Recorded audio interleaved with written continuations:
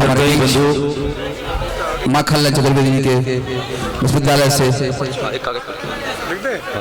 आदरणीय कोठाल जी पधार चुके हैं। उनका स्वागत है, वंदन है, अभिनंदन है।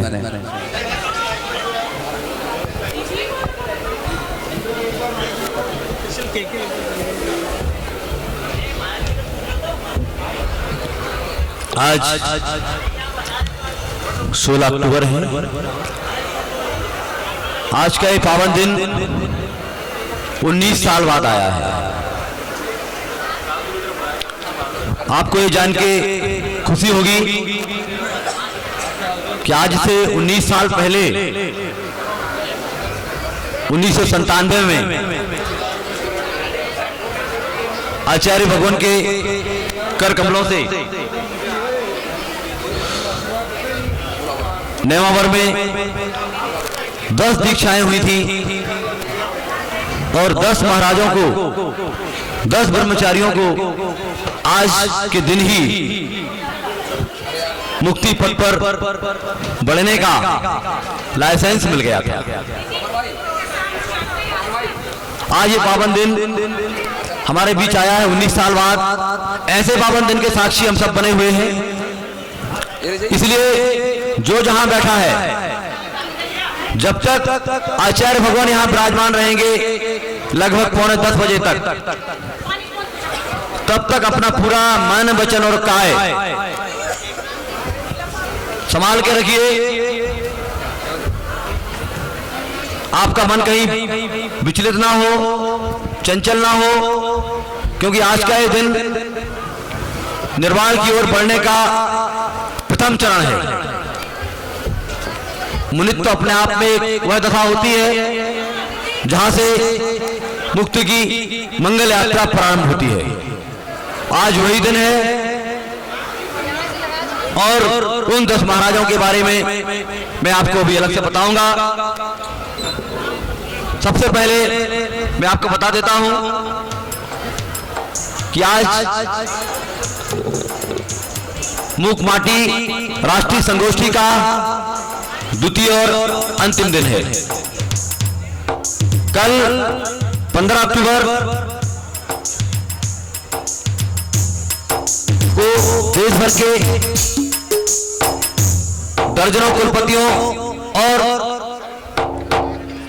कम से कम 4 दर्जन वरिष्ठ विद्वानों ने, जिनके नाम ही हमारे लिए बहुत ही गौरव और सम्मान की बात होते हैं, ऐसे विद्वान हमारे बीच विराजमान हुए। उनने अपना ज्ञान, अपनी प्रतिभा और पिछले 3, 4, 5 दशकों का अनुभव हमारे सामने परोया। और ऐसे सभी विद्वान हमारे देश की खाती है, हमारी विरासत है। ऐसे ऐसे प्रोफेसर, ऐसे ऐसे वरिष्ठ समालोचक हमारे बीच विराजमान हुए हैं, जिनका स्वास्थ्य तो साथ नहीं दे रहा, लेकिन उनके मन ने, उनके दिल ने उन्हें मजबूती दी। और वो चेन्नई से चलकर, कोई चंडीगढ़ से चलकर, कोई गुवाहाटी से चलकर, दूर दूर से, हजारों किलोमीटर दूर से विद्वान हमारे बीच में आए हुए हैं। ऐसे विद्वानों का हम कर्तव्य ध्वनि से स्वागत करेंगे। मैं अनुरोध करूंगा कि तालियों की गड़गड़ाहट उन सारे विद्वानों के लिए जाए जो बहुत दूर से चलकर सिर्फ और सिर्फ आचार्य भगवान के सामने अपनी भक्ति का प्रदर्शन करने आए हैं।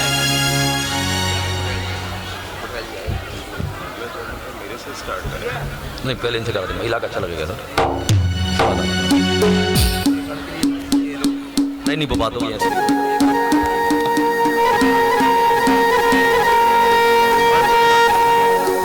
नाम बताओ।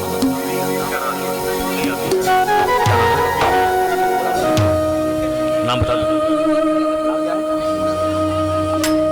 भीलवाड़ा जैन समाज से पधारे हुए पंकज जैन जी।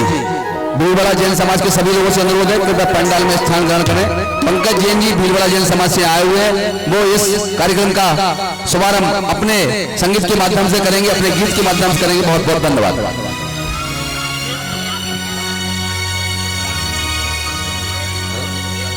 नहीं करा दो, अभी समय भी कुछ, अभी समय वही तो। अच्छा सुनो,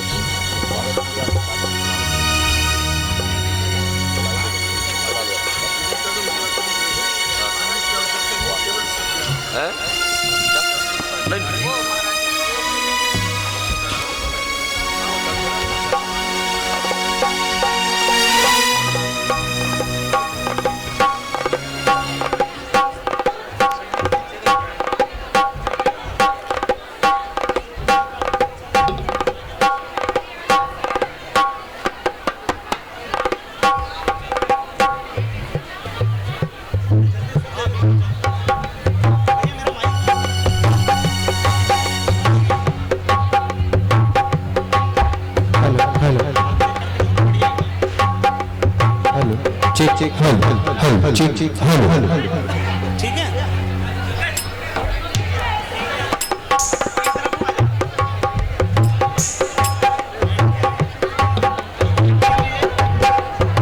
हेलो। आचार्य भगवान अति शीघ्र ही अच्छे सीन हो रहे हैं।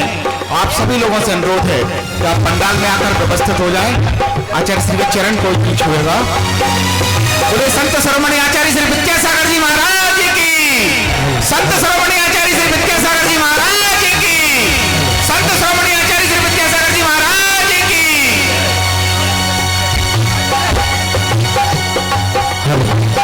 बोले परम पूज्य आचार्य गुरुदेव श्री विद्यासागर जी महाराज की। समस्त आचार्य संघ नमोस्तु गुरुदेव नमोस्तु। ताली भी लगा दो।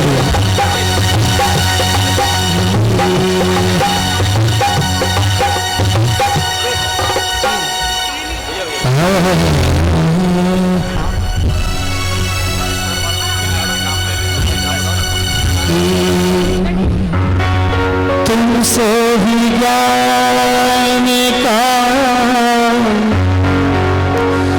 दीपक जला है,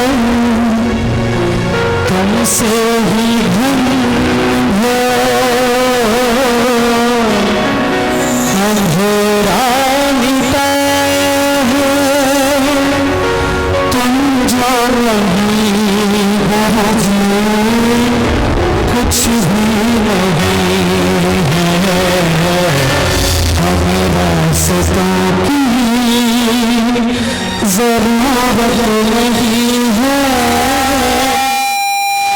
हमें तेरे पैरों के निशान हैं। हमें रास्तों की जरूरत नहीं है। हम तेरे पैरों के निशान हैं। हमें रास्तों की छाया चुकी में जमता अंधेरा। छाया चुकी में जमता अंधेरा। तन्हाइयों में जो मुझको घेरा। तन्हाइयों में जो मुझको घेरा। खिलता सवेरा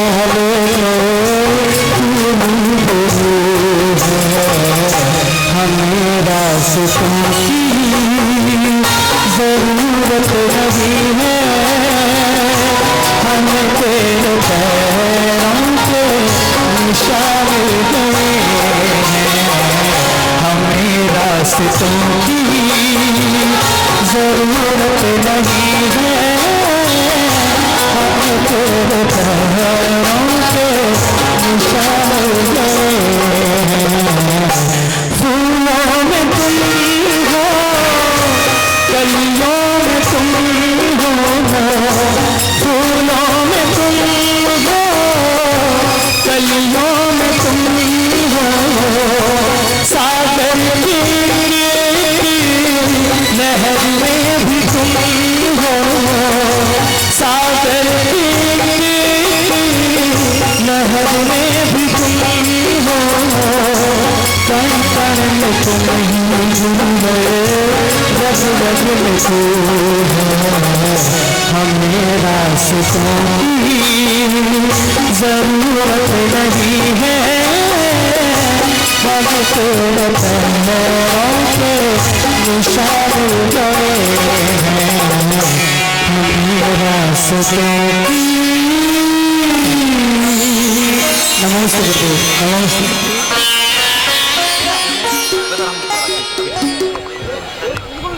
बेस बढ़ाओ, कीबोर्ड में बेस बढ़ाओ। बोले संत श्रोमणी आचार्य गुरु विद्यासागर जी महाराज की। कीबोर्ड में बेस बढ़ाओ। प्यास लगती है तो पनघट की याद आती है। प्यास लगती है तो पनघट की याद आती है। तो लाज लगती है तो घूंघट की याद आती है। प्यास लगती है तो पनघट की याद आती है, लाज लगती है तो घूंघट की याद आती है, मगर जब बात होती है जगत में चलते फिरते भगवंतों की, मगर जब बात होती है जगत में चलते फिरते भगवंतों की, तो हे गुरुवर आपकी तस्वीर खुद ब खुद उभर आती है, हे गुरुवर आपकी तस्वीर खुद ब खुद उभर आती है। ऐसे परम संत आचार्य भगवान विद्यासागर जी महाराज का सानिध्य आज हम लोगों को मिल रहा है। यह इस युग की महिमा है। वो तो धन्य है ही, हम भी धन्य हैं कि उनके युग में जन्म हुआ है। आज का यह हमारा माइक ऊपर लेने बोल रहे हैं, दर्शन नहीं हो रहे हैं।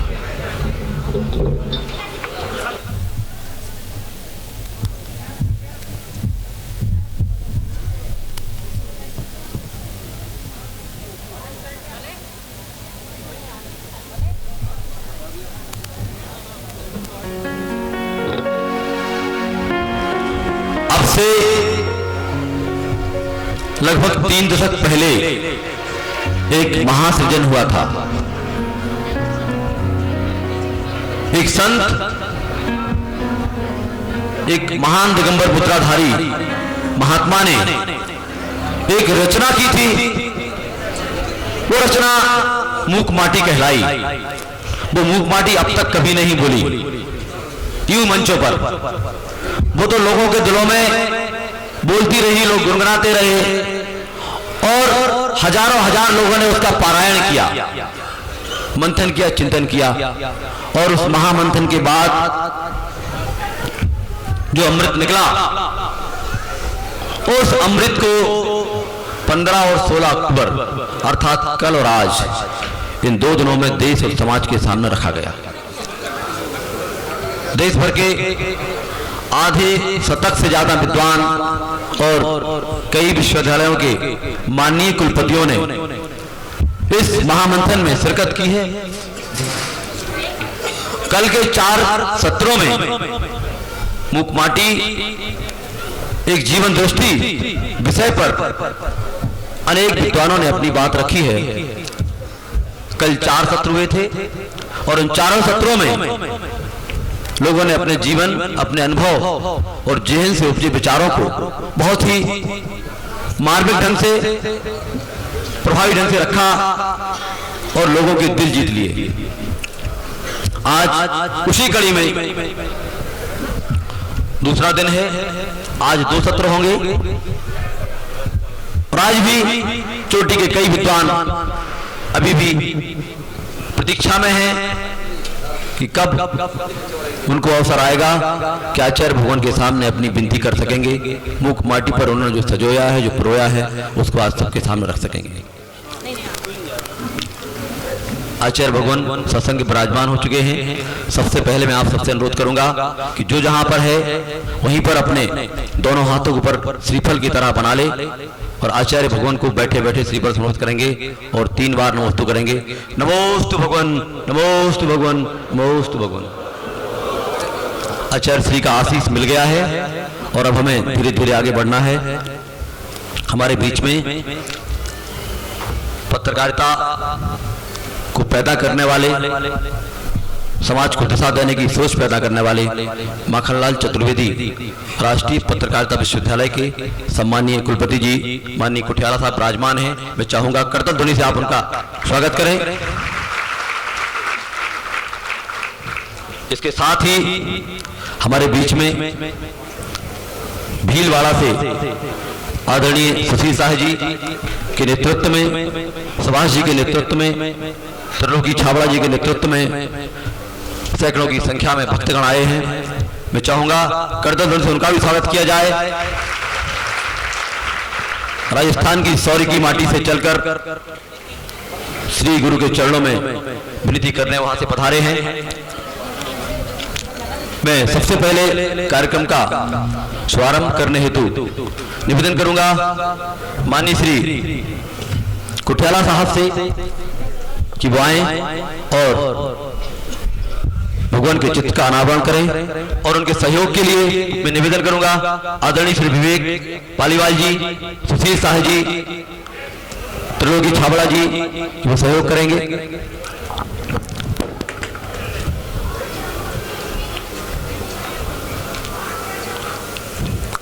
तालियों की गड़गड़ाहट रुकनी नहीं चाहिए। आज हमारी ये तालियां बताएंगी कि भक्ति में कितना दम है, कितना जोश है। अनुरोध है कि वही दल दीप प्रज्वलन भी करेगा।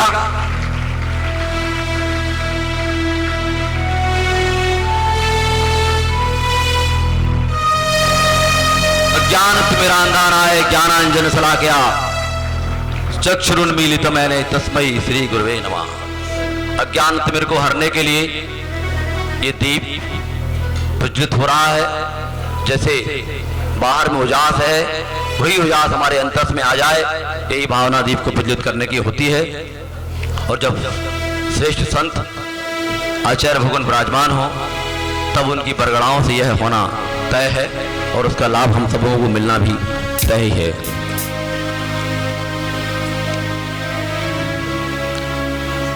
निवेदन है हमारे सभी सम्मानीय अतिथिगण जिन लोगों ने दीप प्रज्वलन किया है, अनावरण किया है, वो आए और आचार्य भगवान को श्रीफल समर्पित करें। माननीय श्री कुठियाला साहब, माननीय सुशील जी साहब, सुभाष जी जैन, पंकज जी जैन, त्रिलोकी छाबड़ा। साथ ही यह भी आपको जानना बहुत हितकारी होगा कि मूक माटी जो मूलतः एक कन्नड़ भाषी संत ने लिखी है। ये बात अलग है कि उनको कई भाषाएं आती हैं, कई भाषाओं के ज्ञाता है, लेकिन उन संत ने जब ये लिखी तो उसके बाद दूसरी भाषाओं के जानकारों का लोभ स्मरण नहीं हुआ और कई भाषाओं के कई विद्वानों ने हिंदी से कई भाषा में अनुवाद कर दिया। किसी ने पुण्यार्जन किया तो किसी ने अनुवाद किया। ऐसे ही तमाम श्रेष्ठियों को, तमाम महान व्यक्तियों को आमंत्रित करना चाह रहा हूं। सबसे पहले मैं आवाज दूंगा मूक माटी पर समीक्षा के लेखक, जिन्होंने मूक माटी का आलोड़न विलोड़न करने वाले सारे विद्वानों की सारी कृतियों को एकत्रित करके बुलाया और उसके बाद 3 खंडों में वो समीक्षा प्रकाशित हुई। ऐसे आचार्य राममूर्ति त्रिपाठी जी के सुपुत्र श्री अमिताभ त्रिपाठी हमारे बीच विराजमान है। अनुरोध है कि आए और आचार्य भगवान को आज श्रीफल समर्पित करें। इसके साथ ही डॉक्टर संजय जी ज्ञानपीठ दिल्ली से हमारे समक्ष आए हुए हैं। आचार्य भगवान के श्री चरणों में शीघ्रता से आते जाएं। विनोद जी काला कलकत्ता, बंगाली मूकमाटी के पुण्यार्जक हैं। बंगाली मूकमाटी अनुवादित होने के बाद उसको पूरे समाज के सामने लाने का काम किया गया। माननीय श्री न्याम गौड़ा जी कन्नड़ मूकमाटी का पूरा दारोमदार आपने संभाला है। मूकमाटी को कन्नड़ में अनुवादित करते हुए गुजराती मूकमाटी के सूत्रधार आदरणीय श्री कापड़िया जी हमारे बीच विराजमान हैं। बंगाली मूकमाटी का अनुवाद अर्थात मूकमाटी को बंगाली में रूपांतरित करने का काम पूज्य शांति बाबा जी ने किया था। शांति बाबा जी आज आचार्य जी के समक्ष नहीं है, वो दूसरे महाराज के पास में है। उनका हम लोग बहुत बहुत आभार व्यक्त करते हैं। अंग्रेजी अनुवाद द साइलेंट अर्थ स्वर्गीय लालचंद जी जैन के सुपुत्र ने किया था। वो यहाँ विराजमान हो ललितपुर से, तो उनसे भी निवेदन है कि वो आए। मराठी मूकमाटी अर्थात मूकमाटी को मराठी में रूपांतरित करने का काम मुनि श्री समाधि सागर ने किया था। हम सभी उनको भी नमन करते हैं। द साइलेंट सोल अंग्रेजी में ही दूसरा रूपांतरण है। इसे स्वर्गीय ज्ञानचंद जी जैन बिल्टी वाले जयपुर ने किया था और सांगानेर संस्थान द्वारा इसे प्रकाशित कराया गया था।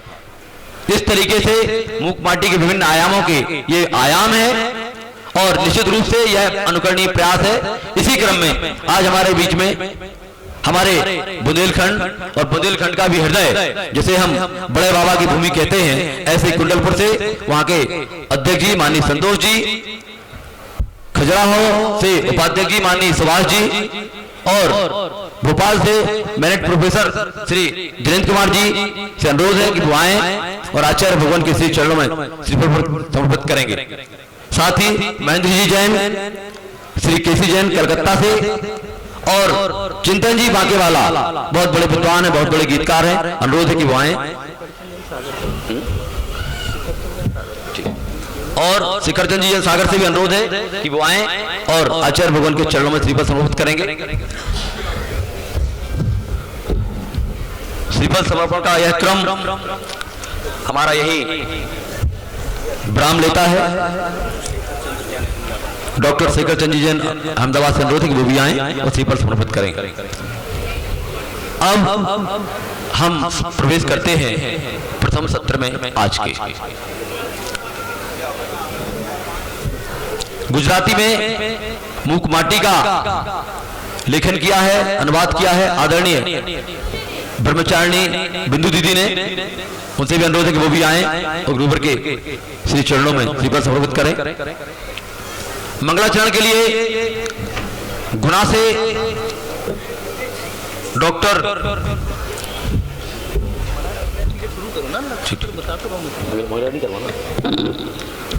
समय के अभाव को देखते हुए सीधा मैं अनुरोध करूंगा आज के वक्ताओं से। हमारे बीच में विराजमान हैं डॉक्टर नीलम जैन पुणे। ये भारत में तो पढ़ाती ही है, भारत के बाहर भी कई देशों में आपका अध्यापन कार्य चलता है। बड़ी वक्ता है। वक्ता के साथ में जो खास बात वो ये है कि चिंतक भी हैं। मैं कम शब्दों में अनुरोध करूंगा कि आएं और संक्षेप में अपनी बात रखेंगे। इसके बाद अनुरोध रहेगा मेरा डॉक्टर श्री राम परिहार जी से और श्री कैलाश मालविया जी से। त्रियोग पूर्वक नमन करती हूँ चारित्र सुमेरु शब्द ऋषि चैतन्य तीर्थ प्रातः स्मरण परम पूज्य गुरुदेव के चरणों में नमन करती हूँ, समस्त संतों के चरणों में, और जय जिनेन्द्र करती हूँ आप सबको। और बड़े गर्व और गौरव से खड़ी होती हूँ इस मंच पर कि आज का दिन सारे संसार में गुरुदेव के जन्मदिन के रूप में जाना जा रहा है।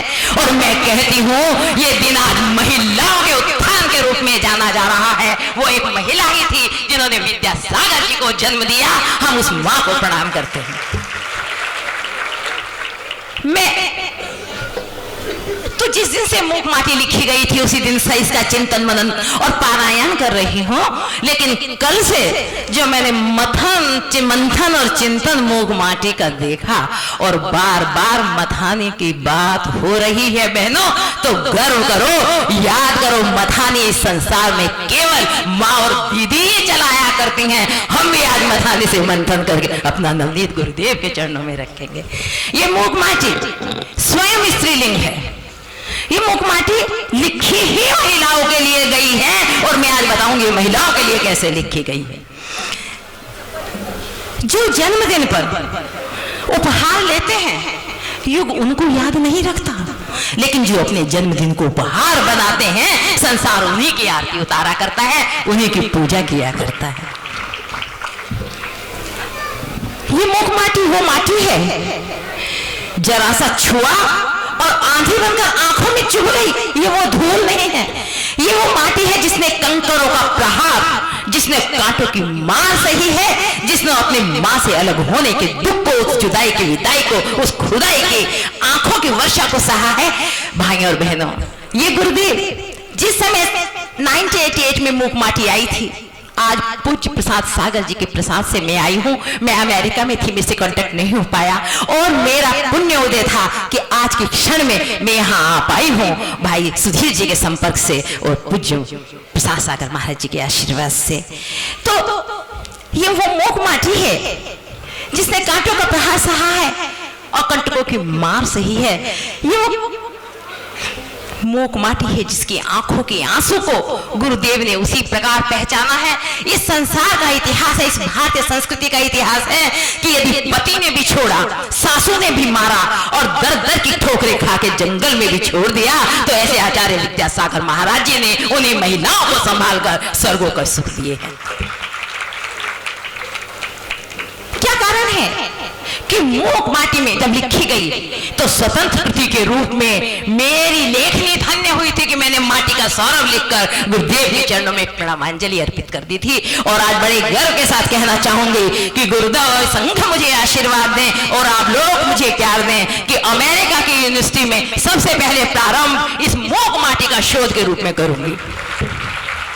भाई और बहनों, कल नोबेल की बात हो रही थी, मैं उसकी बात नहीं करती। लोग गीता कहते हैं, मैं इसकी भी बात नहीं करती। मूक माटी है, मूक माटी के रूप में जानी जाएगी, ये गीता और रामायण के रूप में नहीं, इसकी अपनी स्वतंत्र पहचान है। आज आचार्य विद्यासागर जी के भक्त जब हम कहते हैं, दुनिया गर्व और गौरव से हमें देखती है, ये मूक माटी भी संसार में उसी प्रकार देखी जाएगी। नोबेल पुरस्कार मिलना कोई बड़ी बात नहीं है।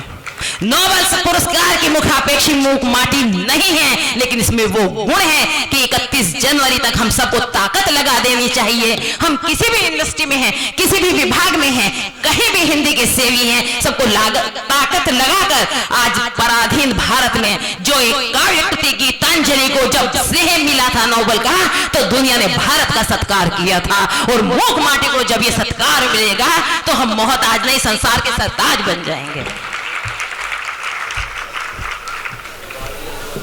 मैं बोल रही थी कि गांधी जी ने श्रीमद राजचंद्र को गौरव दिया था जब वो चिंतन के क्षण में बैठे थे, और नरेंद्र मोदी जी गौरव देंगे मेरे गुरु को जब वो चिंतन के क्षण में बैठेंगे कि स्टार्टअप इंडिया में तो स्टार्ट करता ही रह गया, स्टैंड अप के लिए दुनिया को प्रेरित कर रहा हूं। गुरुदेव ने तो पूरा मानचित्र मुझे दे दिया। मैं आज ज्यादा यहाँ नहीं बोलूंगी। भोपालो, मैं भोपाल में खड़ी हूँ। भोपालो का अर्थ होता है भो, अरे पालो रक्ष को, अरे संस्कृति के संरक्षक को, आप गुरुवर को यहाँ लाए हैं, हम आपके पुण्य को प्रणाम करने आए हैं और आज मूक माटी पर अपनी बात रखने आए हैं। महिलाओं के जितने विशेषण दिए गए हैं, ये मेरे गुरु जानते हैं कि महिलाएं इतने विशेषण की पात्र होती हैं। आज महिलाओं को गौरव करना चाहिए। और इसके साथ एक संकेत, ये सावधानी गुरुदेव हमें कह रहे हैं, बहक मत जाना, भटक मत जाना, क्योंकि कौमार ये अवस्था ही वो अवस्था होती है, यदि सावधानी नहीं रखी तो महिलाएं कभी आदर के पात्र नहीं बन सकती। कु माने धरती, माँ माने मंगल और री माने लाने वाली। जो धरती पर मंगल लाने वाली होती हैं वो कुमारियां होती हैं। जो कौमार्य में भटक जाएंगी वो पूरी स्त्री जाति के लिए कलंक बन जाएंगी। ये संदेश गुरुदेव ने दिया है। जिस राष्ट्रभाषा की बात होती है, मेरा विषय यही था राष्ट्रभाषा स्वदेश प्रेम, लेकिन समय की कमी है, इस पे बात नहीं कर सकती हूँ। कै माने आत्म सुख, ला माने लाने वाला। गुरुदेव कहते हैं आप चिंता करते रहते हो हम कलयुग में हैं, क्या करें हम? गुरुदेव कहते हैं इस कलयुग में भी सतयुग आ सकता है, तुम श्रम का सम्मान करो, तुम्हारी तकदीर बदल सकता है। हथकरघा कभी गांधी ने भी चलवाया था, लेकिन वही जो कहा था कि खादी में भी जब काले कारनामे होने लगे, जब सफेद खादी पहन के भी लोग सम्राटों जैसा जीवन करके दलितों के उत्थान से अपने को परे कर ले, तब गुरुदेव कहते हैं कि समाजवाद, समाजवाद चिल्लाने से समाजवाद नहीं आएगा। आपको धरती पर उतरकर सबके साथ बैठकर समाजवाद लाना पड़ेगा। और एक शब्द के साथ अपनी बात करूंगी बहनों, खत्म, कि गुरुदेव ने जो शब्द कहा है उस शब्द पे आप सबके चिंतन को आकर्षित करना चाहूंगी, जो मेरा एक विशेष शब्द है। वो शब्द है कि गुरुदेव ने कहा है कि पूंजीवाद, वो मार्क्सवादी क्रांति की बात नहीं करते, वो रक्त क्रांति की बात नहीं करते, वो हरित क्रांति की बात करते हैं, वो दूधशालाओं के माध्यम से श्वेत क्रांति की बात करते हैं।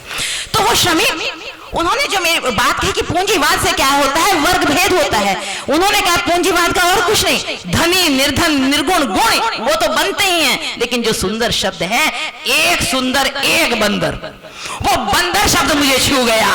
और बंदर ही नकलची हुआ करता है, हम नकलची बंदर बन गए हैं जिस तरह से हमने पूंजीवाद अपना लिया है। हमने जैसे ही पैसा आया विदेशों की संस्कृति को अपना लिया है। और राष्ट्रभाषा, राष्ट्र के साहित्य में जब भी होगा हमारी संस्कृति की बात होगी, कि जिन्होंने उस संस्कृति को देखा नहीं वो उसकी बात करेंगे। तो भाषा भूषा सब बदलती है। पूंजीवाद से हथकरघा, हथकरघे के सूत्र से जो सूत्र निकलते हैं वो सूत्र हमारी संस्कृति के होते हैं। उस सूत्र में वो श्रमशीलता होती है। दुनिया में अगर संगीत बजा है तो श्रमिकों के मुख से ही निकलता है। जो वो श्रम करते हैं तो उनके मुंह से निकले हुए वो गीत उनके श्रम को हल्का करते हैं। तो भाइयों बहनों, इस जन्मदिन के पावन पर्व पर मैं बस यही कहूंगी कि विश्व संसद में मूक माटी की गूंज हो, हम सब अपनी ताकत इसके लिए लगाएं और वहीं हमें श्रमिक भी कुलाल चक्र लेकर सुदर्शन चक्र की तरह गाता हुआ मिले। शरण चरण है आपके हे गुरुवर ऋषिराज, भवदधि तक ले सको। हे मेरे महाराज, हे मेरे महाराज, हे मेरे महाराज, हमारी नारी जाति को धन्य करने वाले, हमारी जाति को गौरव से जीने का साहस देने वाले हे गुरुवर, हम आपके चरणों में प्रणाम करते हैं और वंदना करते हैं। आपका आशीर्वाद चिरकाल तक हमारे शीश पर बना रहे।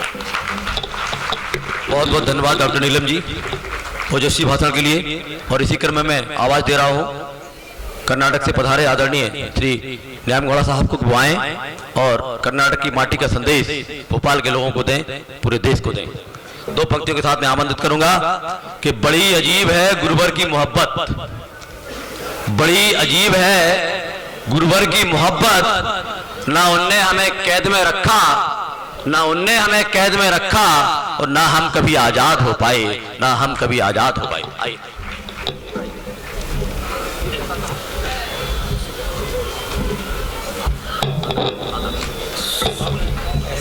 हाँ, ऐसे खड़े होंगे, दोनों तरफ से अच्छे हो जाएंगे।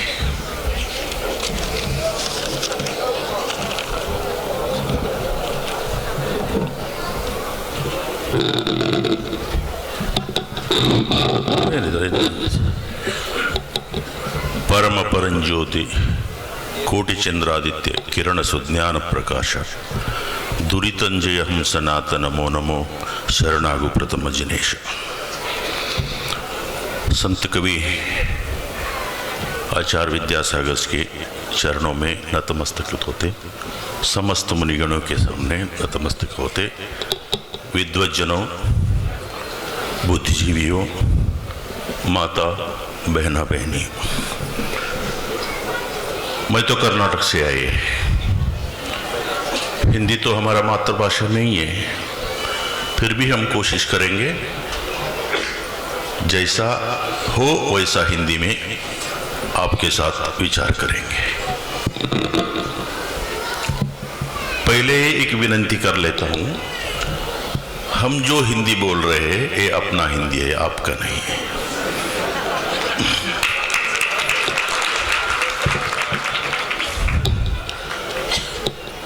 मूक माटी तो हम साहित्य के रूप में पढ़ा है, ऐसा ग्रंथों को परिचय कन्नड़ साहित्य में बहुत आता है। हम महाकवि पंप से कहीं कहीं तुलनात्मक अध्ययन भी इस मूक माटी को हमने किया है। पंप महाकवि ने वो आदि पुराण के प्रारंभ के समय एक बात बताया है,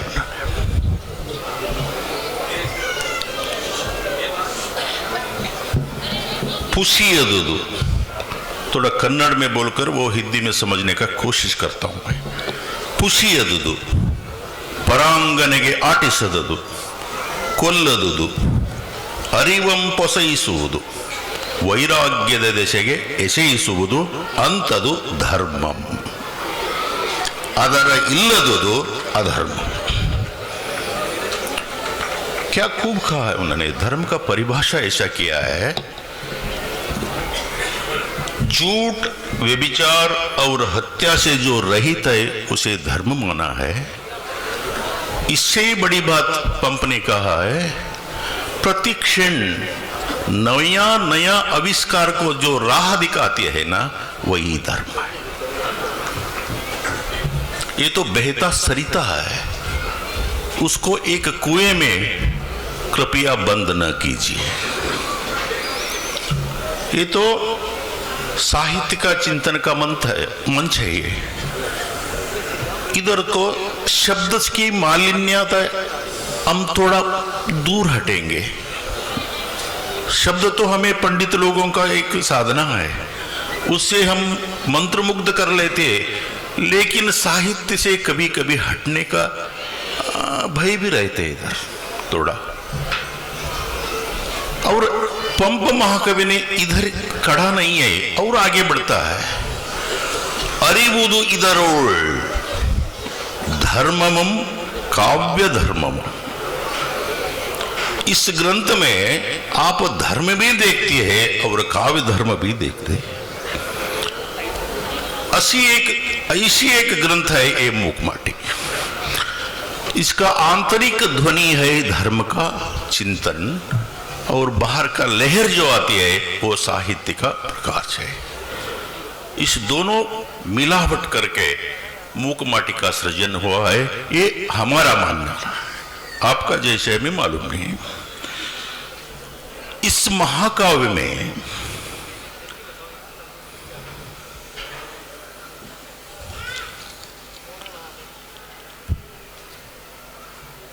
ये अनुभूति में मूक माटी में भी मिलता है। संत कवि साहित्य की परिभाषा देते हुए, साहित्य का परिभाषा संत कवि ने ऐसा दिया है, हित से जो युक्त भाव माना है और सहित का भाव ही साहित्य बना है। अर्थात सुख का समुद्र हो, संपादन हो, सही साहित्य वही है, नहीं तो सार शून्य शब्द झुंड। सहित का जो भाव है वही साहित्य माना है। तो इस कोट के विचार से हम मूक माटी की तरफ तब जब देखते हैं, सारा का सारा मूक माटी उदाहरण योग्य ही बन जाती है। इधर कोई शब्द इसमें निकालेंगे और ज्यादा डालेंगे ऐसा तो मन में नहीं आते, एक तरफ से मंत्र मुग्ध हो जाती है। और एक बात यही ध्यान रखना चाहिए, जब वो सहृदयी काव्य को हाथ में लेती है, वो भावुक तो बनो, लेकिन अति भावुकता कभी कभी अपाय बन जाती है, राह से हटने का प्रयास करता है वो। मूक माटी तो मूक माटी है, कोई ऐसा नहीं है। मूक माटी से कुंभ बनने तक की ये प्रयाण मूलतः पतित से परमात्मा बनने की यात्रा का निरूपण ही है। अर्थात आज के पीड़ित वर्ग के अंतर्गत पुकार एक ग्रंथ के मूलधेय। वो पीड़ित वर्ग पद दलित, समाज से उपेक्षित, धर्म मार्ग से विमुखित, आतंकवादी, अपराधी, पराधीन या परित्यक्त कोई भी हो सकता है। ये दलित का व्याख्यान जो मूक माटीकार ने दिया है, इसका वो विस्तार तो कितना है देखिए। आजकल दलित का शब्द एक समुचित बन गई है, इसका विस्तार रूप से पहुंचने का प्रयास किया है। इधर खुद मूक माटी बोलती है, अमीरों की नहीं गरीबों की बात है, कोटी की नहीं कुटिया की बात है। ये क्या खूब कहा है इधर। संत कवि पददलित माटी की अंतर आवाज को बड़े ध्यान से सुने हैं और अनुभूति के गहरा में डूबकर उसकी सत्ता को पहचाना है, और तो और उसे उद्घाटित करने की साधना की है, जिसका परिणाम स्वरूप मूक माटी महाकाव्य का सृजन। नारायण से नर नहीं, नारायण से कभी नर नहीं, नर से नारायण बनो, क्योंकि समयोचित कार्य करके पशुत्व से पशुपति बनना ही दलितोत्थान है, उद्धार भी माना गया है। उत्तीर्णता तो नैज मानव धर्म है, दुख से सुख की ओर, सुख से शांति की ओर, मरण से अमरत्व की ओर, पतन से उत्थान की ओर का प्रयाण ये मूक माटी। उत्तीर्णवाद का दूसरा नाम ही दलितोत्थान है, ऐसे मैंने माना है।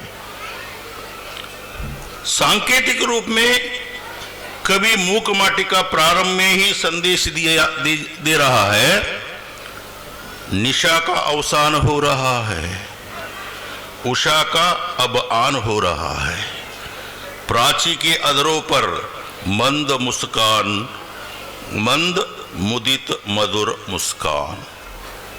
ये तो संकेत ही है ना। ये तो काव्य का संकेत है। काव्य तो कांता माध्यम से ही बोल सकते हैं ना, उसको अधिकार नहीं मिलता। अधिकार, अब अगर अधिकार मिल गया तो वो पुराण बन जाएगा और शास्त्र बन जाएगा। तो कांता संहित माध्यम से ही बोलना एक साहित्य का धर्म है ना। और इस संदर्भ में ज्यादा समय नहीं लेते, सिर्फ 6 और 7 मिनट हमें दिए। मैं समझता हूं अब टाइम हो गया है। इधर एक शंका है हमें, मूल कवि तो इधर ही बैठा है, ये सौभाग्य है। जब एक काव्य का चर्चा होता है, उसका विमर्श होता है, उस सभा में मूल कवि होना तो बहुत अद्भुत है, क्योंकि सही समस्या का समाधान यही मिलता है। वेट करने का प्रश्न ही नहीं उठता हमें। जब जब मूक माटी हाथ में लेता हूं मैं, थोड़ा एक दो प्रश्न हमें तब भी परेशान करते। वो 2 प्रश्न आप इधर आपके सामने रखकर हम हमारा ये बात को विश्राम देना चाहता हूं मैं। इस समय वे उचित या अनुचित हमें मालूम नहीं, आप तय कर सकते हो उसको। कहीं कहीं पंडितों ने ऐसे प्रश्न हमें बहुत पूछा है कर्नाटक में। ये बात कुंडलपुर में आचार्य जी के सामने भी हमने एक बार रखा था। जो प्रश्न आता है हमें पूछे, हम उसको उत्तर देने के लिए तैयार है। आचार्य जी तब कहा था हमें, पूछा है, इसका समाधान कवि से मैंने पाना चाहता हूं। ये अनुचित होगा और उसका ये मनोधर्म होता है। जिन दर्शन के आधार से आदिदेव ऋषभजंत जी ने वर्णाश्रम का जनक है, सभी ने माना है हमें। आदिदेव ने वर्णाश्रम के जनक है। संत कवि दलितोत्थान का विषय प्रतिपादन करके दलित की ओर अपनी दृष्टि डालकर क्या वृषभ तत्व का विरोध किया है?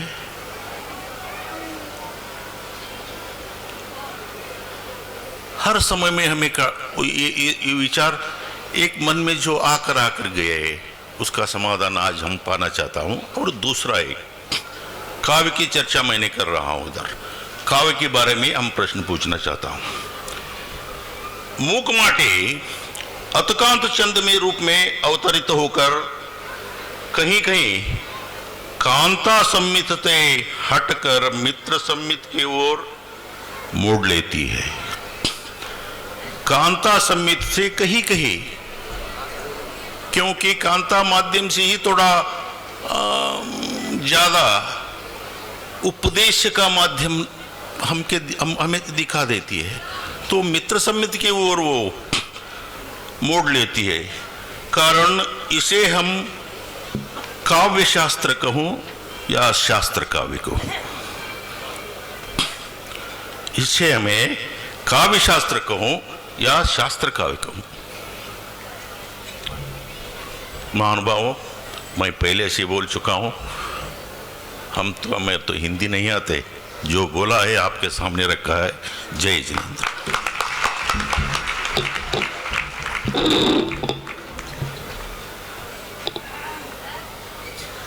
भाषा की कोई बाधा भावों के सामने नहीं रहती। आचार्य भगवंत ने कल ये बात कही थी।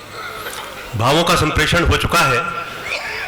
शब्द तो शोर है, तमाशा है, भाव के सिंधु में बताशा है, और मर्म की बात होठ से न कहो, मौन ही भावना की भाषा है, मौन ही भावना की भाषा है।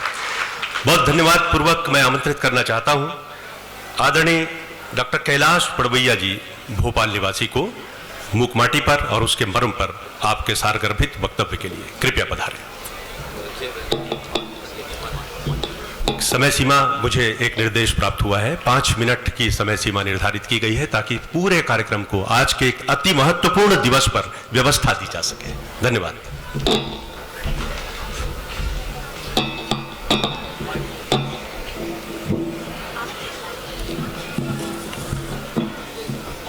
पूज्य आचार्य श्री और संघ को नमन करते हुए आप सबको बधाई। कि हम इस जीवन काल में अपने जीवित तीर्थंकर का जन्म कल्याणक मनाने का सौभाग्य बना रहे हैं।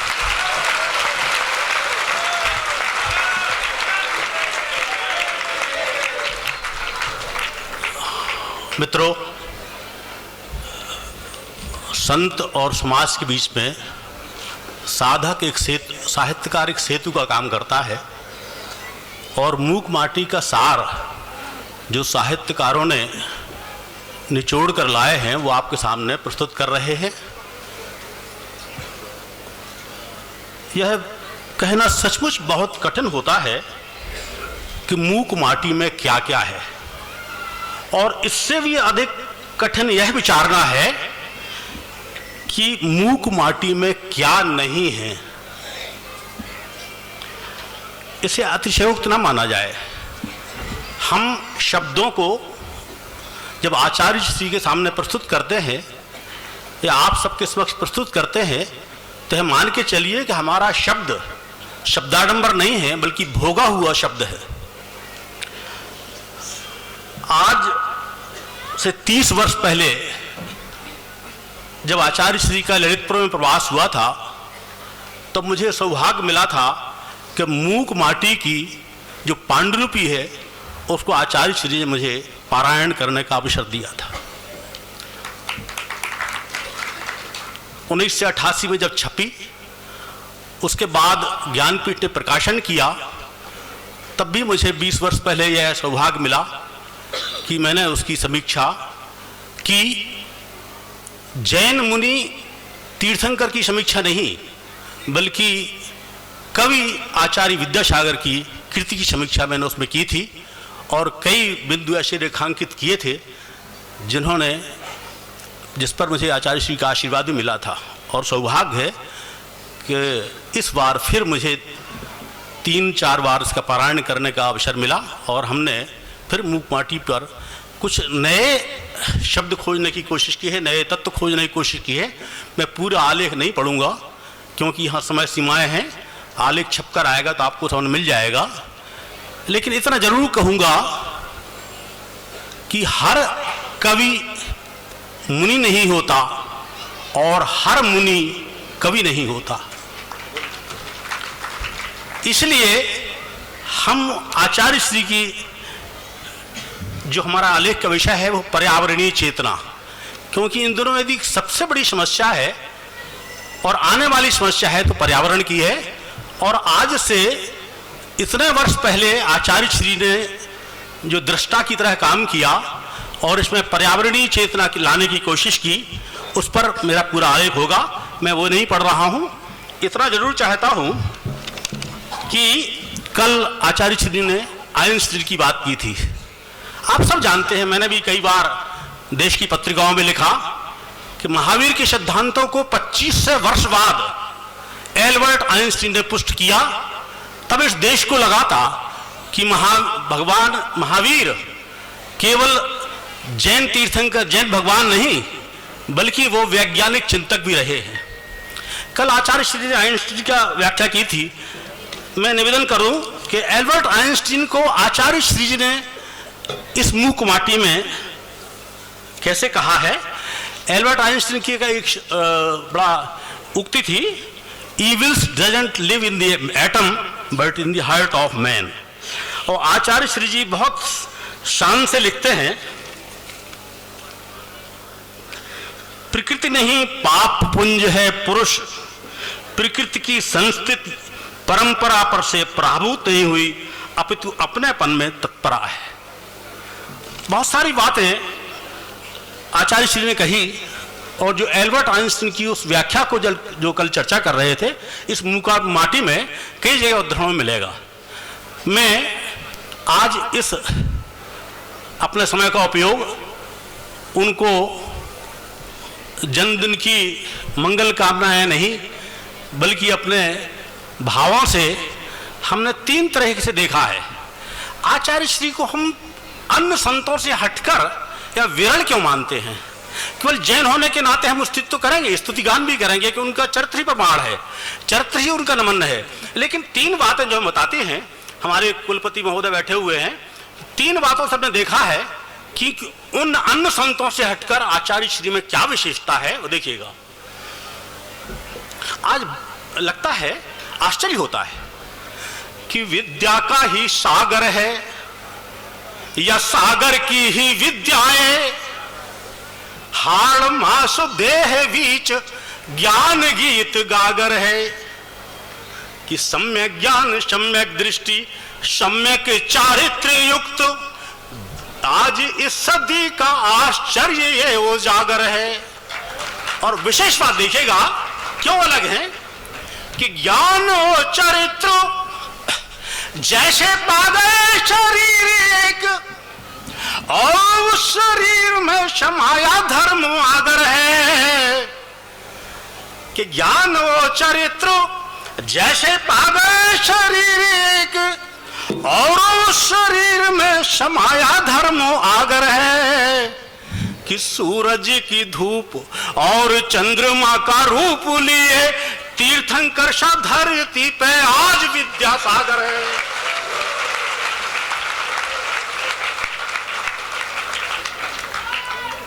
कि ज्ञान और चरित्र जैसे पागल शरीर एक, जयशंकर प्रसाद की कहानी में लिखा है जो नहीं हो पाता है जीवन में कि ज्ञान और चरित्र जैसे पागल शरीर एक और उस शरीर में समाया धर्म आगर है कि सूरज की धूप और चंद्रमा का रूप लिए तीर्थंकर सा धरती पे आज विद्यासागर है। और दूसरा दृष्टिकोण देखिए कि ज्ञान की पिपासा जिसे देखो और बढ़े, ज्ञान मुक्ताओं में हीरा है जवाहर है। जिज्ञासा, ज्ञातुम इच्छा जिज्ञासु, कि ज्ञान की पिपासा जिसे देखो और बढ़े, ज्ञान मुक्ताओं में हीरा है जवाहर है कि जिज्ञासा की हरी भरी भूमि पे बितान दिव्य सौम्य सरल श्वेत शांत ज्ञान दीप्त चादर है।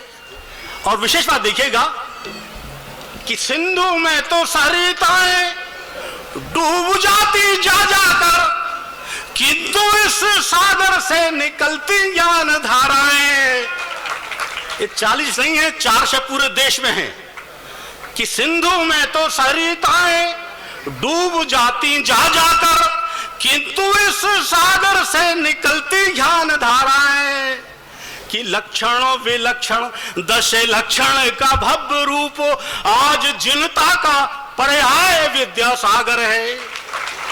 और अंतिम चित्र दे रहा हूं, विशेष बात उनकी रचनाओं पर।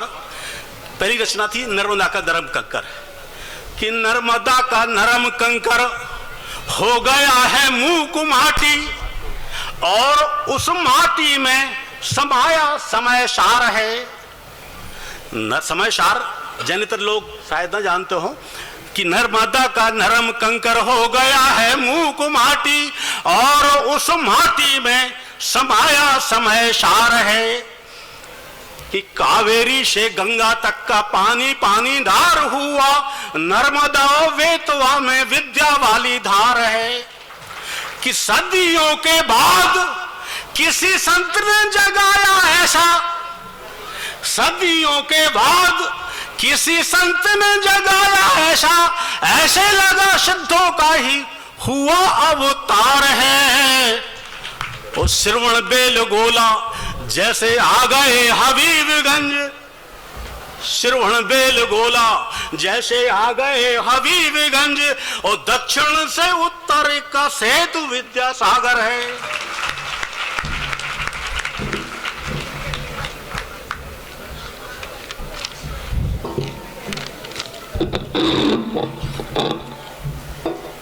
धन्यवाद पूर्वक बिना किसी अंतराल के बहुत सम्मान के साथ मैं आमंत्रित करना चाहता हूं शब्द भाव और विचार और संस्कृति चिंतन के क्षेत्र के स्वनामधन्य व्यक्तित्व श्रद्धेय डॉक्टर श्रीराम परिहार जी खंडवा से हमारे बीच पधारे हैं। एक पंक्ति में ही जो संभव हो सका मैंने आपके आदर सम्मान में निवेदित कर दिया है। लेकिन पूरे कार्यक्रम में समय का की जो गति है उसके साथ हम सब अभी जुड़े हुए हैं और प्रतिबद्ध हैं। इस प्रार्थना के साथ, निवेदन के साथ डॉक्टर श्रीराम परिहार जी को सादर आमंत्रण।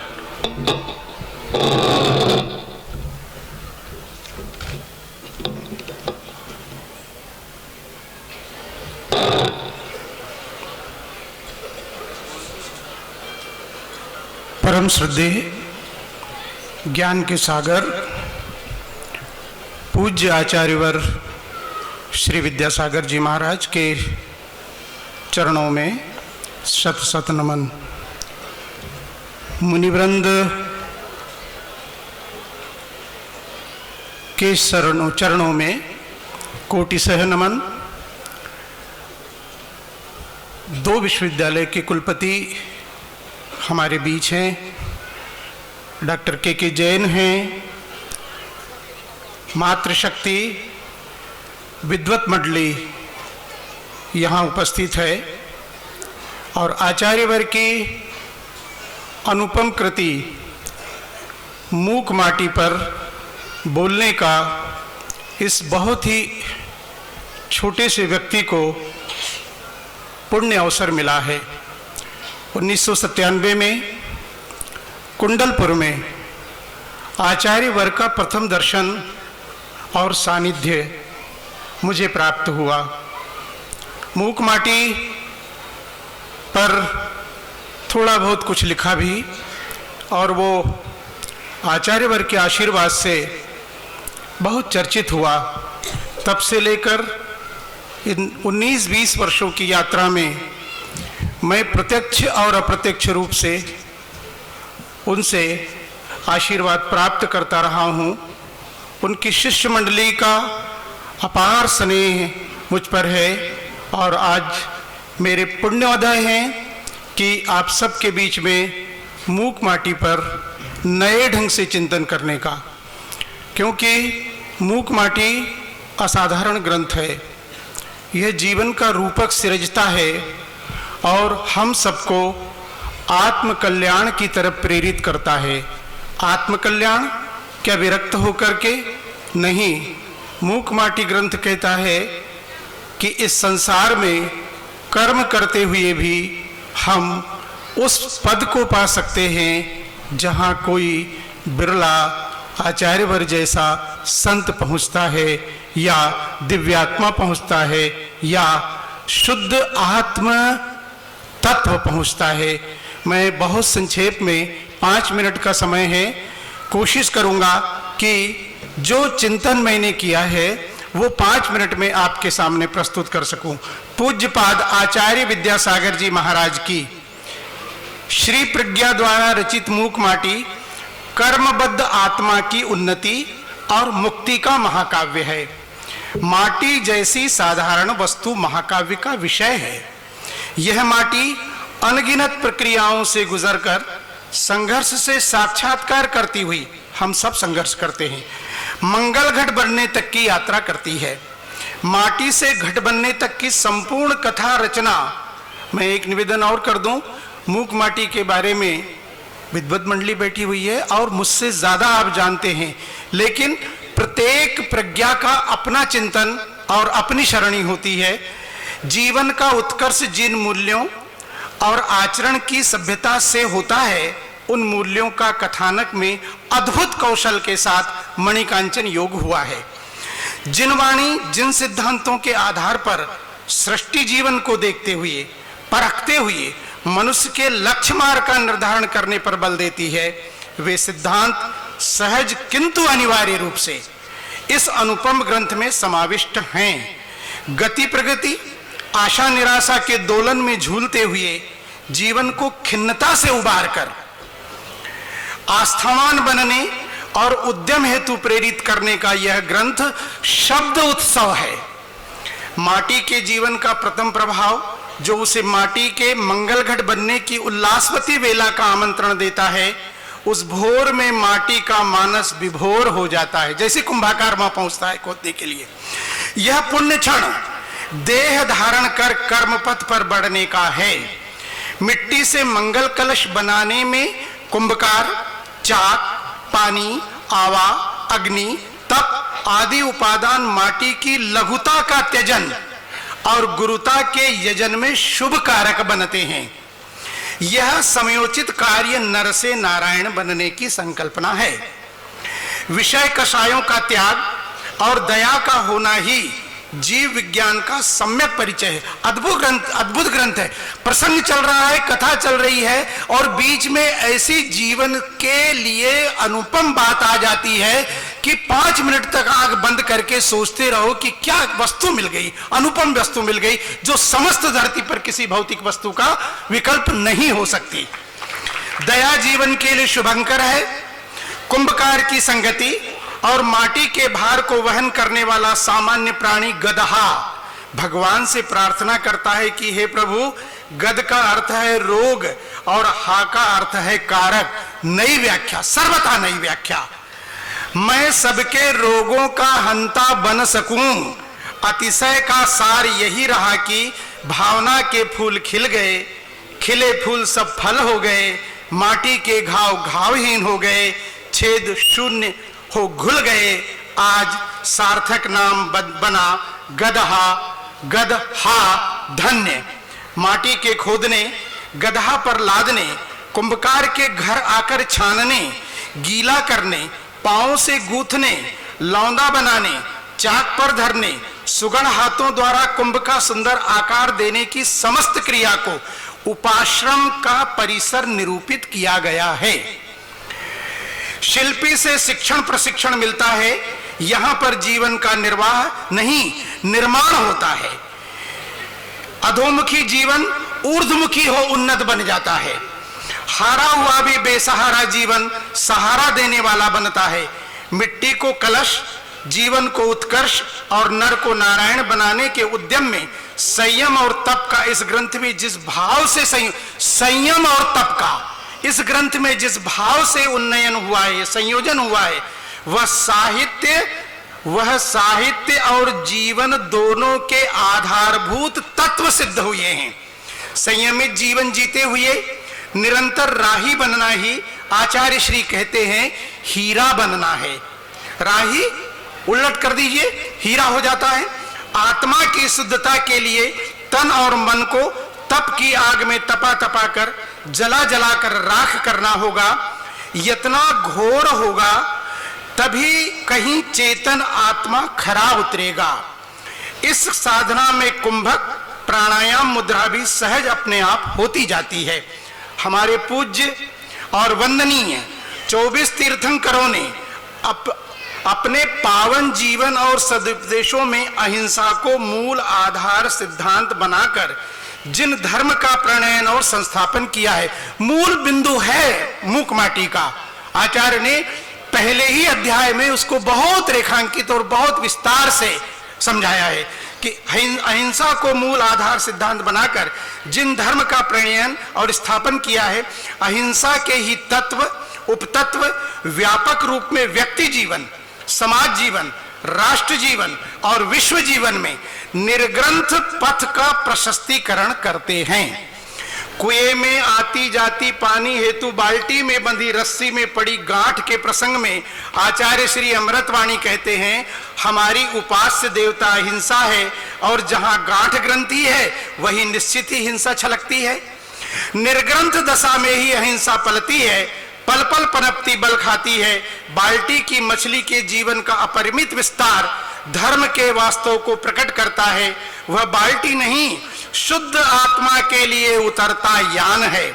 उस पर लिखा है धम्मो दया विशुद्धो तथा धम्मम शरणम गच्छामि।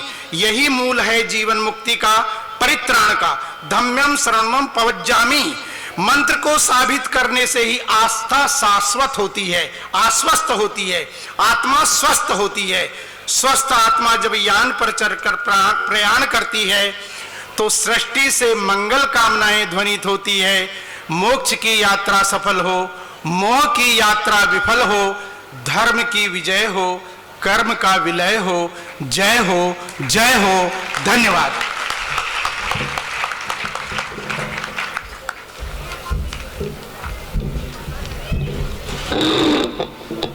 मुकमाटी की कथा वस्तु को आधार बनाकर एक बार फिर डॉक्टर श्रीराम परिहार जी के माध्यम से उसके मर्म और संदेश को सुनने और समझने का एक अवसर हमें प्राप्त हुआ। धन्यवाद ज्ञापन के साथ मैं आमंत्रित करना चाहता हूं सम्मान पूर्वक आदरणीय डॉक्टर सुकमाल जैन साहब मुंबई से हमारे बीच उपस्थित हैं, और उसी लय में हम फिर से ढलते हुए और घड़ी की टिक टिक के साथ और उसकी आवाज़ और उसकी पुकार, उसकी मांग को भी ध्यान में रखते हुए आगे बढ़ रहे हैं। मैं आप सबको बहुत बहुत धन्यवाद देता हूं आपकी सहभागिता के लिए और आपका स्वागत करता हूं। कृपया पधारें।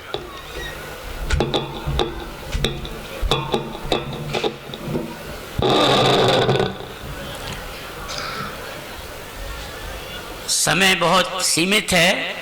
जिस तरह से जिंदगी सीमित है उसी तरह से समय सीमित है, और मैं संचालक को इसके लिए बधाई देता हूं कि वो प्रतिक्षण हमें आभास देते हैं कि ये जिस सीमित जीवन में जितना कर सको उतना कर लो। मैं आचार्य श्री और सत्संग को नमन करते हुए सत बार ये अपना आलेख पढ़ रहा हूँ। संयोगवश मैंने करीब 10-11 मिनट का ही लिखा है, और अगर ये चिट्ठी अगर आ जाती है तो मैं उसे कम करने की कोशिश करूँगा, लेकिन मैं शुरुआत कर रहा हूँ। परम पूज्य संत शिरोमणि आचार्य श्री विद्यासागर जी महाराज सत्संग के पावन चरणों में सत बार नमोस्तु नमोस्तु नमोस्तु करते हुए मैं उनके द्वारा 20वीं शताब्दी 9वें दशक के समापक वर्षों में रचित बहुआयामी महाकाव्य मूकमाटी के बारे में 27 वर्षों के बाद पुनः इस महान कृति में वर्णित अध्यात्म एवं दर्शन, बड़ा गंभीर विषय है, अपनी इस लेखनी को अग्रसर कर रहा हूँ। वर्ष 1989 मेरे जीवन का स्वर्णिम वर्ष था, जब मैं 50 वर्षों की लौकिक अवधि पूरी की थी मैंने, और अब 77 वर्षों की इस वृद्धावस्था में मुझे पुनः इस पर विचार प्रस्तुत करने का एक प्रकार से हीरक अवसर, संभवतः विलक्षण अवसर मिल रहा है। अब मैं विषय पर आता हूँ। बीच बीच में कुछ चीज़ें मैं छोड़ता जाऊंगा ताकि समय सीमा बनी रहे।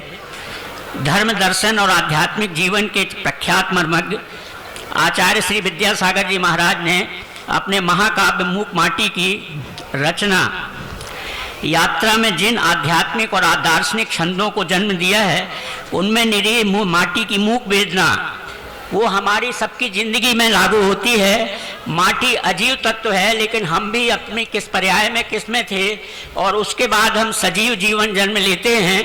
तो मूक माटी की कथा हम सब पर एक तरह से लागू होती है कि हम माता के गर्भ से जब जन्म लेते हैं तो उस समय मूक माटी संभवतः सजीव होती है और अपना जीवन यापन शुरू करती है, जिस तरह से मूक माटी ने अपना जीवन शुरू किया था।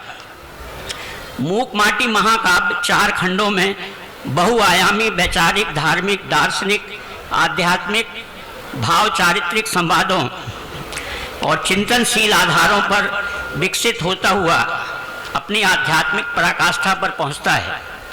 घटनाओं की विविधता और जीवन के विभिन्न पहलुओं को प्रकाशित करने वाले सांसारिक, भौतिक और सांस्कृतिक तत्वों से गुथी हुई यह अध्यात्म कथा सुधी पाठक को, मैं तो बहुत अल्पज्ञानी श्रापक हूँ, को प्रारंभ से ही समापन तक अपने साथ बांधे रखती है, और जब तक अंतिम छंद तक नहीं पहुँच जाता है पाठक, तब तक उसकी आध्यात्मिक और दार्शनिक कौतूहलता उसके दिलो दिमाग में बनी रहती है।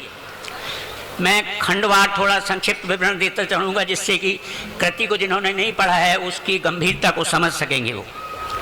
इस मूक माटी की आध्यात्मिक और भौतिक यात्रा पहले खंड में पिंड रूप में शुरू होती है। जैसा कि मैंने उल्लेख किया कि हम सब जीव जब गर्भ में आते हैं माता के पिता के, तब हम अपना जीवन शुरू करते हैं। उसी तरह से मूक माटी ने संभवतः शिल्पी हमारे परम पूज्य आचार्य श्री के शब्दों में कुंभकार की, जो हमारे लिए वो शिल्पी हैं, एक तरह से माटी से मंगल घट तक चलती जाती है। यानी हम अपने जीवन में उत्कृष्टता की किस श्रेणी पर पहुंचते हैं, वो परिपूर्णता कहला सकती है हमारे जीवन के अंतिम क्षण तक। हमें कुछ दार्शनिक पहलू से अवगत कराती है वो, जैसे कि बहना ही जीवन है, जैसी संगति होती है वैसी ही मति हो जाती है, मति अच्छी होती है तो चलने की गति भी मिलती जाती है आदि। वे जीवन के यथार्थ का संदेश देते हुए इस कृति में कहते हैं कि सत्ता प्रतिसत्ता में उत्थान पतन की अनगिनत संभावनाएं होती हैं, और यह भी कि हम तलहटी से पर्वत पर शिखर तो देख सकते हैं, किंतु चले बिना उस शिखर को छू पाना असंभव होता है। ये एक ऐसी दार्शनिक और आध्यात्मिक दृष्टि है कि हम शिखर को देखेंगे लेकिन चढ़ने के लिए तो चलना ही पड़ेगा, जिस तरह से हम अपने जीवन को चला रहे हैं आज। दार्शनिक दृष्टि से मूक माटी कहती है कि कभी गति या प्रगति नहीं होने से आशा की किरण धूमिल हो सकती है, किंतु ऐसा होना भी हरदम उद्यमी ही होने वालों के लिए, आस्था वालों के लिए वरदान सिद्ध होता है। संघर्ष में जीवन का उपसंहार हर्षमय हो जाता है, जिससे कहा गया है कि संतों की बात टालने से नहीं मानने से भी यह शुभ परिणाम निकलता है।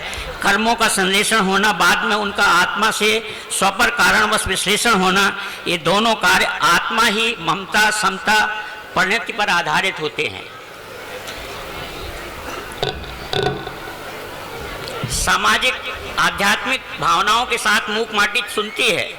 पहले सुनती है कि सुबह सुबह कुंभकार कुशल शिल्पी गुरु आएगा, उसे अनगढ़ व्यक्तित्व को, मेरे जैसे अनगढ़ व्यक्तित्व को पतित से पावन, अज्ञानी से ज्ञानवान बनाने के लिए तुम्हें माटी या हर अज्ञानी व्यक्ति के लिए समर्पण के भाव से उसके चरणों में जाकर अपनी निर्माण यात्रा को शुरू करना चाहिए। उसी के नेतृत्व में आध्यात्मिक भावनाओं के साथ मूक माटी सुनाती है कि सुबह सुबह कुंभकार उसके आएगा और उसे पतित से पावन बनाएगा। व्यवहारिक दार्शनिक अंदाज से भी इस कृति में कहा गया है कि शिल्पी से क्षण प्रतिक्षण प्रशिक्षण मिलता है, उसके द्वारा जीवन का निर्वाह नहीं बल्कि निर्माण होता है। अधोमुखी जीवन ऊर्ध्वमुखी होकर उन्नत बनता है।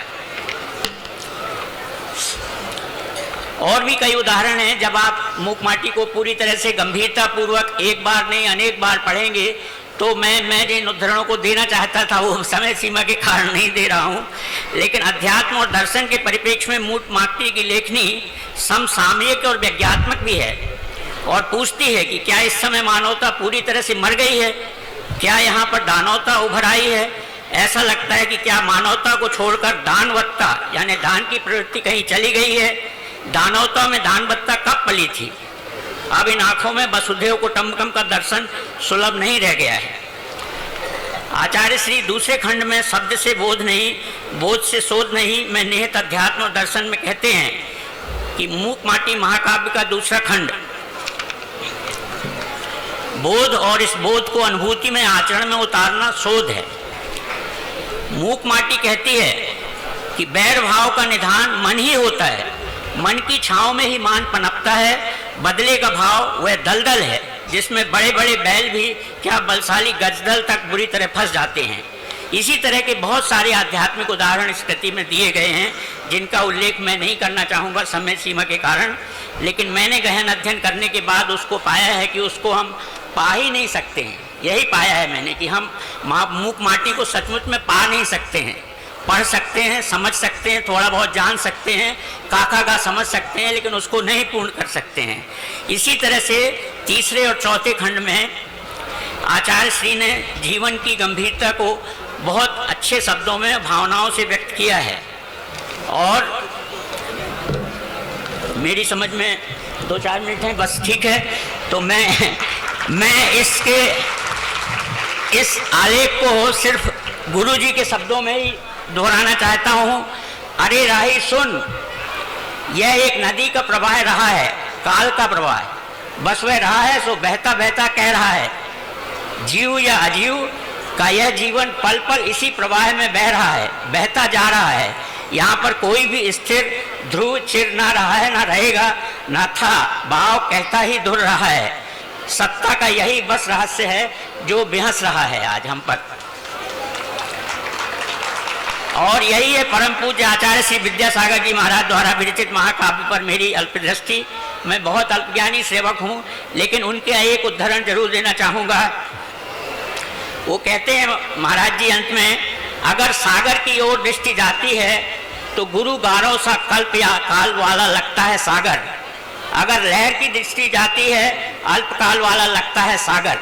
एक ही वस्तु अनेक भंगों में भंगायत है, अनेक रंगों में रंगायत है, तरंगायत है। मैं एक अल्पज्ञानी श्रावक हूँ। मैंने जितना समझा है इसे कहा है, लेकिन जैसा मैंने कहा कि मूक माटी अथाह सागर है, और अथाह सागर को अपने जीवन पे अगर हम उल्लिखित करें तो हर मानव जीवन मूक माटी है।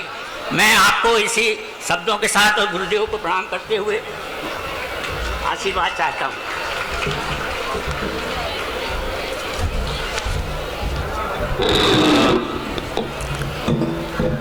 कल और आज का जो परिवेश है उसमें एक छोटा सा अंतर आप देख रहे हैं कि मंच पर मैं यहाँ पर बैठा हुआ हूँ और माइक्रोफोन पर आने के पहले मैं ऑडियंस के द्वारा लगातार निर्देशित हो रहा हूँ और उनसे जो संकेत मुझे प्राप्त हो रहे हैं उनका भी पालन कर रहा हूँ मैं।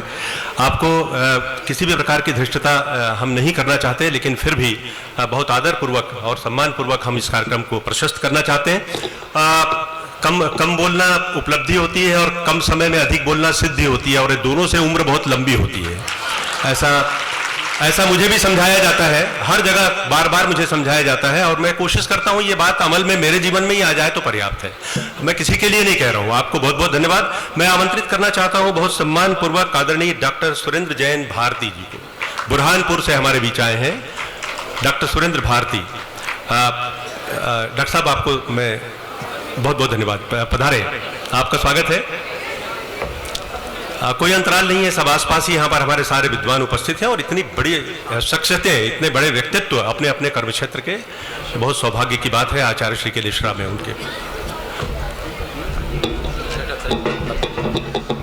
अभी आचार्य भगवान के श्री चरणों में जो जन सैलाब उमड़ रहा है, उससे केवल एक निवेदन है। अभी जगह कम पड़ गई है, लेकिन 12:30 बजे से मुख्य रविवारी सभा कक्ष जो हमारा है सुभाष स्कूल में, उसमें बहुत जगह है। लाखों श्रद्धालुगण समा सकते हैं। कृपया थोड़ी देर का धैर्य रख लें और श्री चरणों का आनंद लें। धन्यवाद।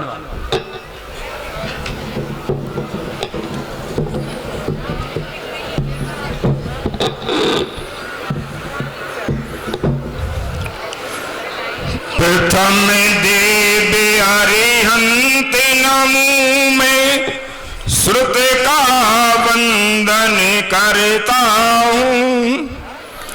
सिर निर्ग्रंथ मुक्ति के साधक उन्हें नमन मैं करता हूँ। जिनकी कृपा को कृपा करके पला बढ़ा कुछ ज्ञान हुआ, उन मात पिता विद्या गुरु को सदा नमन में करता हूँ, सदा नमन में करता हूँ। परम पूज्य संत शिरोमणि वरिष्ठतम आचार्य श्री विद्यासागर जी महाराज के ससंग चरणों में सादर प्रणति, समस्त विद्वत जनों का अभिनंदन और समाज को जय जनेन्द्र। महानुभाव, आज हम सब परम पूज्य आचार्य श्री विद्यासागर जी महाराज के द्वारा प्रणीत जिस मूक माटी ग्रंथ पर चर्चा कर रहे हैं, उसके विषय में अगर ये कहा जाए कि जिसकी रचना इतनी सुंदर, वह कितना सुंदर होगा, तो मूक माटी भी एक सुंदर रचना है। और कृतिकार तो मैं ऐसा समझता हूं कि जैसा भक्तामर स्तोत्र में कहते हैं कि जितने शुभ और शुद्ध परमाणु थे उनसे भगवान आपकी रचना हुई है। और इसी प्रकार मैं कह सकता हूं कि इस विश्व में आज के दौर में जितने शुभ और सुंदर परमाणु थे उनसे भगवान आपकी रचना हुई। आपका जीवन दर्शन स्वयं में कृति रूप है।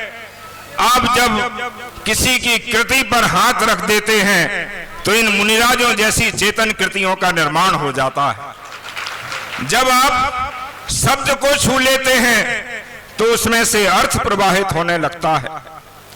जब आप माटी जैसे एक तत्व को, जिसे सबने पद्दलित माना है, पद्दलित किया है, जब उसे भी एक कुंभकार बनकर के और तपस्या की अग्नि में तपा देते हैं तो वह भी मंगल कलश बन जाता है।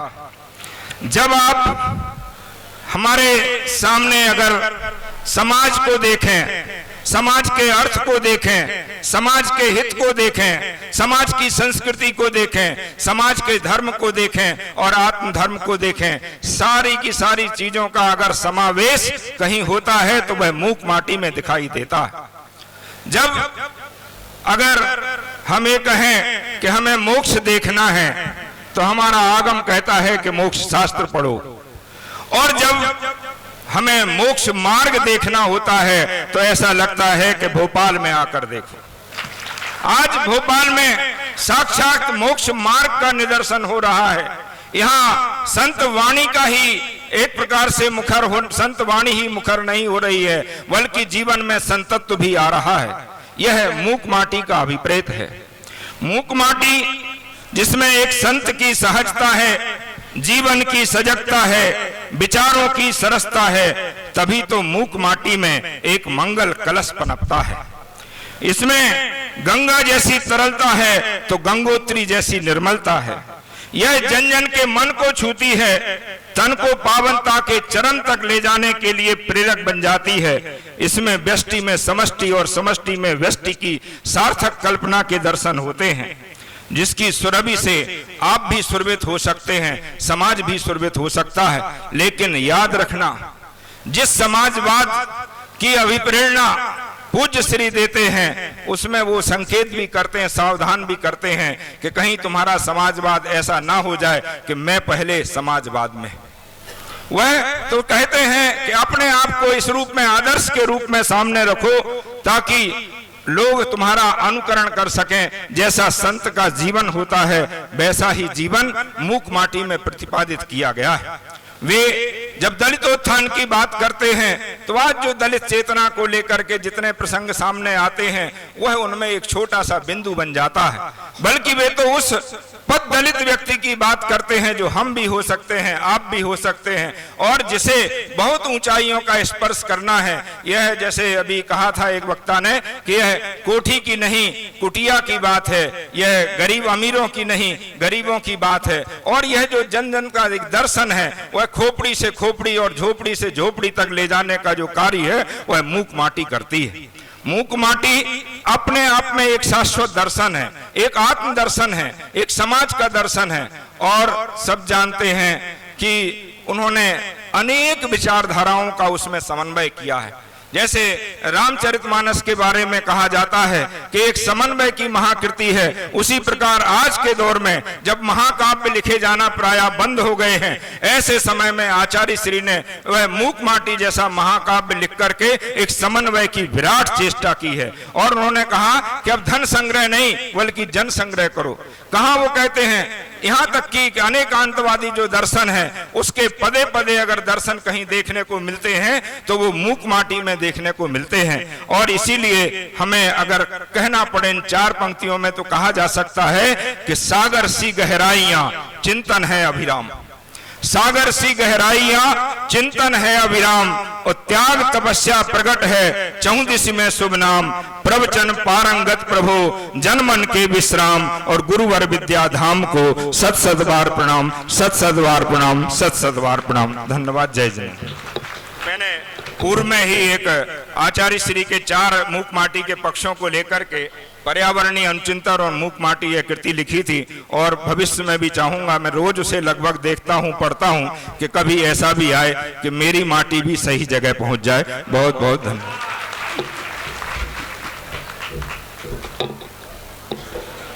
बहुत बहुत धन्यवाद आपकी सहभागिता के लिए। ये निश्चित रूप से अब इसके पश्चात विशेष गौरव के क्षण होंगे कि पत्रकारिता को जनोन्मुखी बनाने के लिए अकादमिक कर्म क्षेत्र से लेकर व्यवहारिक धरातल पर निरंतर जन जन का तक पहुंचाने की जो कोशिशें हो रही हैं मध्य प्रदेश में और देश में, उसमें माखनलाल चतुर्वेदी पत्रकारिता एवं जनसंचार विश्वविद्यालय का बहुत महत्वपूर्ण योगदान है। मैं उसके सम्माननीय कुलपति महोदय प्रोफेसर बीके कुठियाला साहब को सादर आमंत्रित करता हूं उनके उद्बोधन, संबोधन और मार्गदर्शन के